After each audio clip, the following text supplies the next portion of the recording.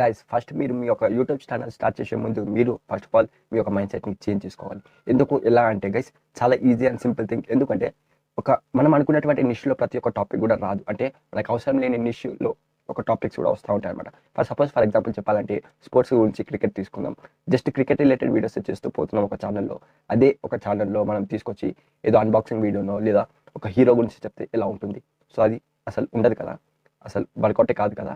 And అదే విధంగా video ఎడిటింగ్లో కూడా థంబ్నెయిల్ యొక్క మేకింగ్లో కూడా మనకి చాలా అంటే చాలా ప్రాబ్లమ్స్ అయితే వస్తూ ఉంటాయి అనమాట. ఇలా చేయాలి, ఏ విధంగా చేస్తే థంబ్నెయిల్ అనేది ఇంప్రూవ్ అవుతుంది అనే దానికి. సో దీనికి నా దగ్గర ఒక బెస్ట్ ఎగ్జాంపుల్ ఉంది అండ్ ఒక మంచి సజెషన్ కూడా. ఏంటంటే దానికన్నా ముందు వీడియో చేసే ముందు ఐ రిక్వెస్ట్ ఒక 5 minutes ఒంటరిగా కూర్చొని ఒక నిద్రపోయినట్టు యాక్టింగ్ చేయండి.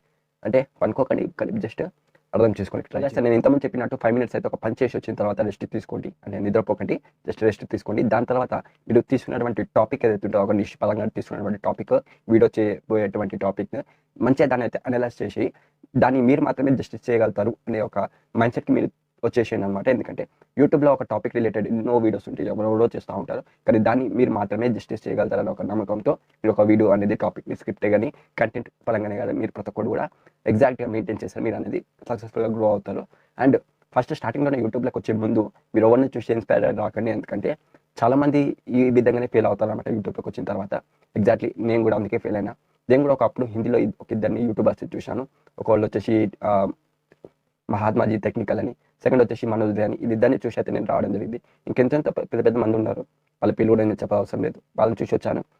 అంటే స్టార్టింగ్ ఒక 10 videos నాకు ఇష్టం వచ్చినట్టు పెట్టాను. దాని నెక్స్ట్ ఇంకొక 20 to 30 videos అసలు అవసరం లేనివి, అసలు అర్థం కానివి వీడియోస్ అయితే పెట్టడం జరిగింది వితౌట్ కేటగిరీ సెలెక్షన్ అనమాట. ఇది సెలెక్షన్ అస్సలు తెలియదు, ఎందుకంటే స్టార్టింగ్ వాడికి తెలుసు అవన్నీ.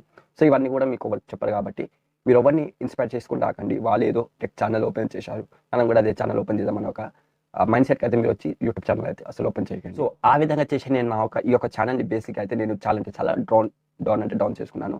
అంటే అసలు ఎదగకుండా చేసుకున్నాను అనమాట. ఫస్ట్ స్టార్టింగ్లో ఎవరికి తెలియదు అబ్బా. 50 videos కాకముందే నా ఒక ఛానల్ డిమానిటైజ్ లెక్క అయిపోయింది అనమాట. అంటే యూట్యూబ్ అసలు రికమెండ్ చేయకపోతుండే, ఇప్పటికీ చేయదు. అందుకే ఎవరు నా సక్క వీడియోస్ కూడా చూడరు.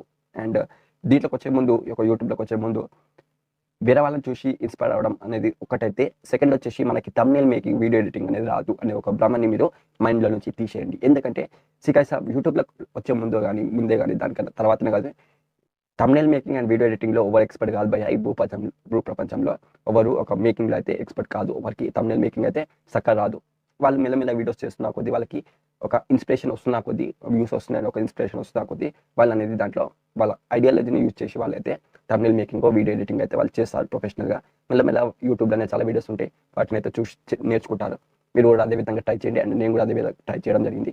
ఒక మైండ్ సెట్ని ఫస్ట్ ఆఫ్ ఆల్ అయితే మీరు తీసేయండి. దాని నెక్స్ట్ యూట్యూబ్ ఛానల్ ఎలా క్రియేట్ చేయాలి అనే దాని గురించి ఒక యూట్యూబ్లోనే చాలా కొన్ని వేల కోట్లలో అయితే వీడియోస్ ఉంటాయి. ఒకసారి కావాలంటే వెళ్ళి చూసుకోండి, అక్కడ చూసి నేర్చుకోండి.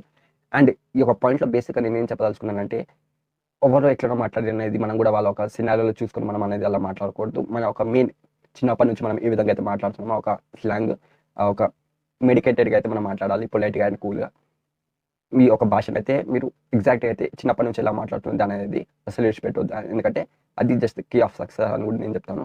అండ్ ఇందులో భాగంగానే మనకి స్టార్ట్ చేసిన కొత్తలే మనకి అనేది సక్సెస్ అనేది చాలా ఇంపాసిబుల్. వాళ్ళు ఒక పెద్ద సెలబ్రిటీ అయితే విధంగా అయితే వాళ్ళు సక్సెస్ అయితే అవ్వగలుగుతారు. అండ్ యూట్యూబ్లో సక్సెస్ అవ్వాలంటే చాలా కారణాలు కావాలి. అండ్ చాలా క్రైటీరియాస్ కూడా ఉంటాయి దీంట్లో. ఫర్ ఎగ్జాంపుల్ 1000 subscribers అయితే కావాలి, అండ్ 4000 hours వాచ్ అవర్స్ కావాలి.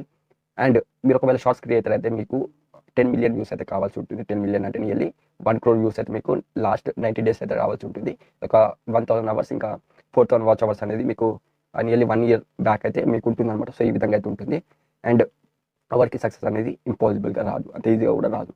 జస్ట్ మనం కంటెంట్ మీదనే డెడికేట్ అయి పని చేస్తే కనుక డెఫినెట్లీ ఇవాళ కాకపోయినా రేపు కాకపోయినా ఎల్లుండి కూడా definitely we will achieve everything where we wanted. So first నుంచి నేను చెప్పుకుంటూ వచ్చేది ఒకటి ఏంటంటే, ఒక నిష్ సెలెక్షన్ తర్వాత సెలెక్షన్ అనేది నెక్స్ట్ వీడియో నేను చెప్తాను ఖచ్చితంగా.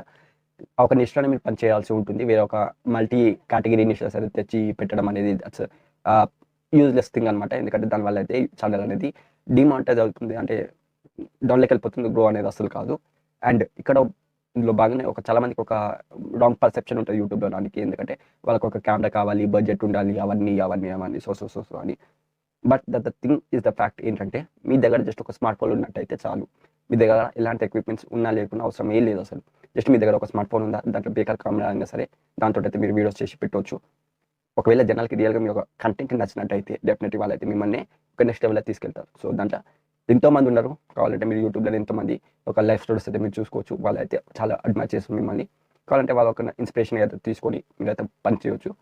అండ్ ఈ యొక్క కాంటెంట్ క్రియేషన్ అనేది దాని గురించి కూడా నేను సపరేట్ ఒక వీడియో చేశాను, ఏ విధంగా చేయాలి అనేది దాన్ని. సో ఇది ఓవరాల్గా అయితే how to set your mind set అనమాట. కొన్ని కీ థింగ్స్ అయితే చెప్పాను, ఇంకా చాలా ఉన్నాయి. వీడియో ఇంకా ప్రొలాంగ్ అవుతుంది కాబట్టి నేను దీన్నే ఇక్కడనే స్టాప్ చేస్తున్నాను. So that's for today and thank you. జై హింద్.